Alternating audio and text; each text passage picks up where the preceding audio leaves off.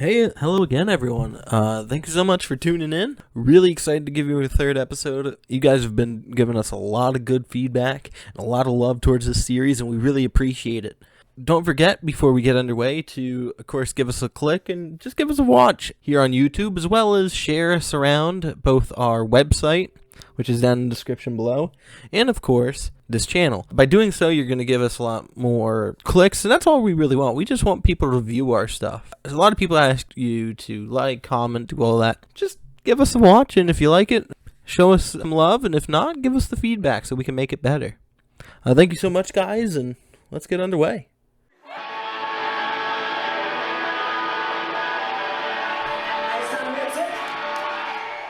So, episode 3 of Fooly Cooly, titled Marquis de Carabas, premiered in Japan on August 23rd, 2000, and then later on Toonami on August 7, 2003. Something you guys kind of pointed out to me, and I kind of realized too when looking up the release dates of these episodes, it's kind of crazy to think that it took over 3 years for Fooly Cooly to get its dub. And it kind of shows you how much better the anime industry has gotten to identifying the global audience. And that's kind of something that we kind of take for granted nowadays. Think about if a hit show like Attack on Titan or something a little more recent like Demon Slayer took 3 years to get an English release. So, that's definitely one thing I've been learning over the course of the research for this series, is how much we should appreciate the globalization of anime. One thing to note right away with this episode is how it kind of takes a nice approach on kind of expanding the world a little bit. This episode very much puts Naota in the background or on the side burner of things and lets Nina Mori, one of Naota's schoolmates, really take the spotlight. From the moment we see her, we know she has some family issues with her father, turns out to be the mayor, has been accused of having an affair with his secretary. During all this, Nina Mori has decided to put Naota as the lead role of the school play, all while Naota for some reason has cat ears sprouting out of his head. Right away, the theme for this episode is notoriously of the feline variety for a multitude of reasons. Imagery and symbolism related to cats are prominent throughout the whole episode, all starting with Nina Mori wanting Naota to be her leading man in the school play, which turns out to be Puss in Boots. At this point, it's revealed that Nina Mori is the class president, and she actually rigged the votes and casting among their class to decide who ultimately got the 2 leading roles. Why she chose Naota to be her co-star isn't fully stated, but it definitely shows that she takes enough of a liking to him to give him such a role. Aside from the literal cat-like features that Naota's given in this episode, the behavior of cats are given to certain characters around the city. After school one day, Momimi is seen wearing a beanie with cat ears on top of it, seemingly just a random decision on her part for a cutesy photo op with Naota. She actually doesn't realize he has a pair of genuine cat ears himself until after she takes off his bucket hat, which further fuels her fantasies judging by her smile. Cats as a species are often paired with the idea of deceit and mischief. It's actually how the term cat burglar came into prominence in popular culture. This kind of behavior is displayed most notably through the one-off character that is the mayor's secretary.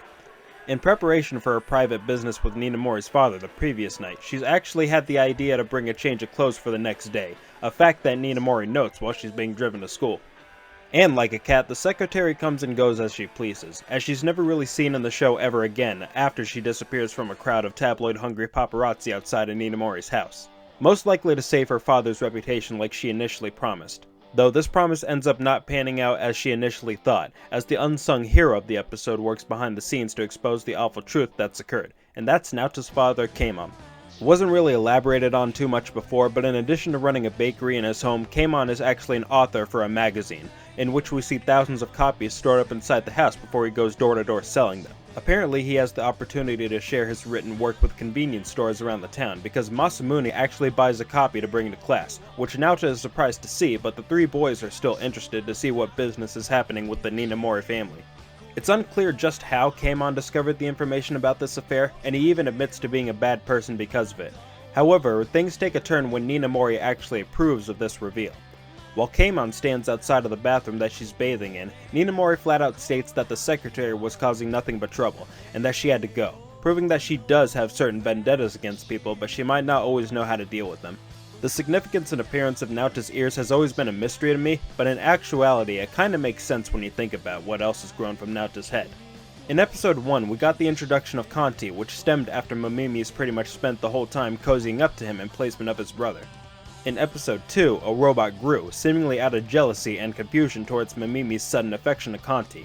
And in this episode, it's likely that Naota's new ears grew after the decision was made to have him cast as Puss in Boots.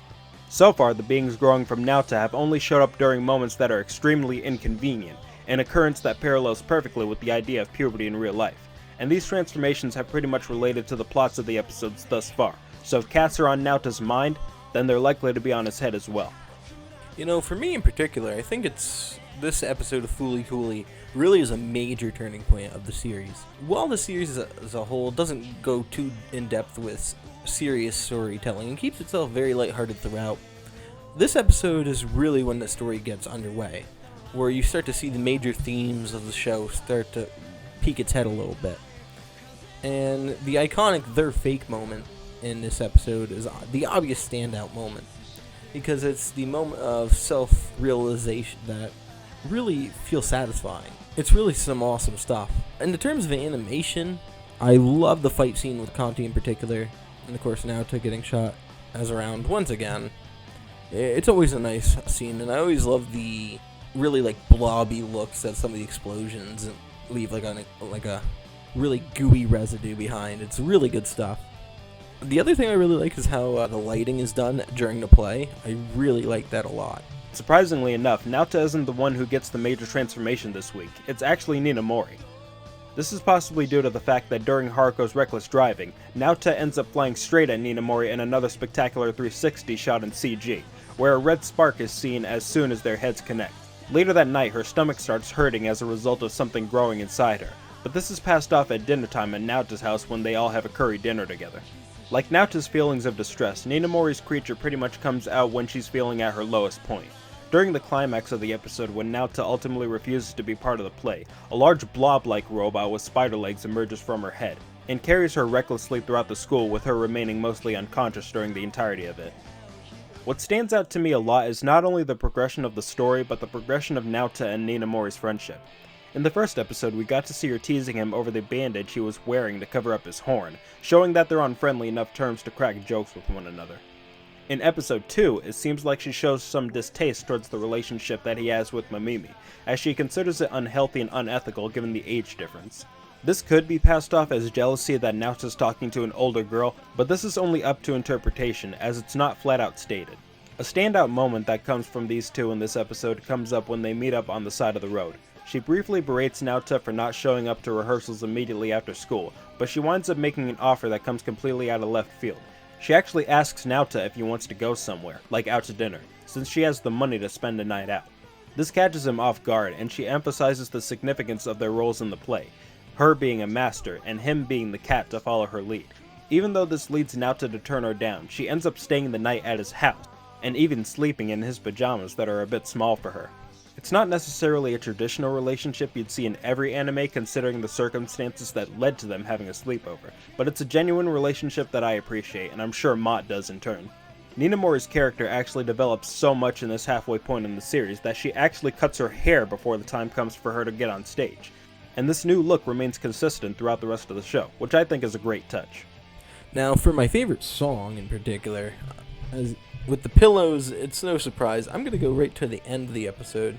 I'm definitely going to rock and roll with Little Busters. Little Busters is a song that constantly appears throughout the original 6 episodes of Fooly Cooly, but how it's used in this episode in particular, it has a little bit extra to it, especially using the part of the song they did, and cutting it off the moment she reveals that the glasses are fake. How it's executed and used within the show is arguably its best use in the first 6 episodes. It really combines the sound that you need for an episode, but it also gave you that nice warm feeling because you get to see everything kind of come to fruition at the end of the episode, and it just works really well. To contrast, my favorite song in this episode actually isn't by the Pillows, it's actually the whimsical tune that plays during the whole chase scene in the school called The Comedian's Gallop by Dmitry Kabalevsky. Someone actually pointed out on the Fooly Cooly subreddit that this song is used traditionally in Japanese sporting events at schools, like track meets and whatever else, so I can see why the creators would have chosen to include it here. While all the glass-shattering, wall-breaking action is going on, the choice to use classical instruments like this creates the perfect sense of contrast that doesn't feel too off-putting, and keeps a sense of momentum that the scene would have otherwise had if a pillow song was playing. Alrighty guys, well, just like that, we're already halfway through Fully February. I hope you guys really are enjoying everything that we're doing so far. Once again, I think one of the biggest things about this series in particular is me and Sketcher, who's our editor, is doing a lot of great work. You guys really need to give him some love. Go check out his YouTube. He's doing some really funny stuff. Also does some reactions. With that being said, any feedback that you guys have and you want to see us improve on with the second half of the series, we're more than glad to hear anything and everything. With that being said, thank you guys so much, and we'll see you next time.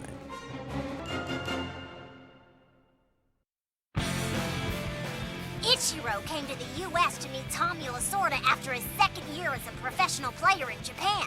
And then after playing a few rounds, he was told that if he wanted to come to the major leagues, he'd have to have bigger arms. Next on Furikuri, Episode 4, Full Swing.